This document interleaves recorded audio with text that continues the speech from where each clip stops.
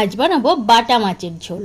এখানে আমি নিয়ে নিয়েছি কিছু বাটা মাছ, এগুলোকে কেটে রেডি করে একদম কড়া করে ভালো করে ভেজে তুলে নেব।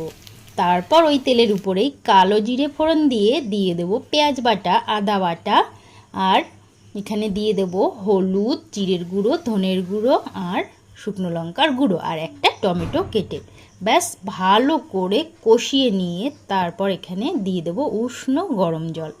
ব্যাস জলটা দিয়ে এখানে স্বাদ মতো লবণ দিয়ে দেবো, লবণটা আগে দিতে ভুলেই গিয়েছিলাম। ব্যাস এবার মাছগুলো দিয়ে দেবো এখানে। তারপর এখানে ঢেকে দিয়েছিলাম 5 মিনিটের মতো, তাও সেটা ভিডিও করতে ভুলে গেছিলাম। ব্যাস 5 মিনিট বাদে এবার ঢাকাটা তুলে নিলাম। হয়ে গেছে দেখো রেডি আজকের বাটা মাছের ঝোল। কালো জিরে ফোড়ন দিয়ে এই মশলা দিয়ে কষিয়ে এইভাবে রান্না করলে ভীষণ ভালো লাগে খেতে।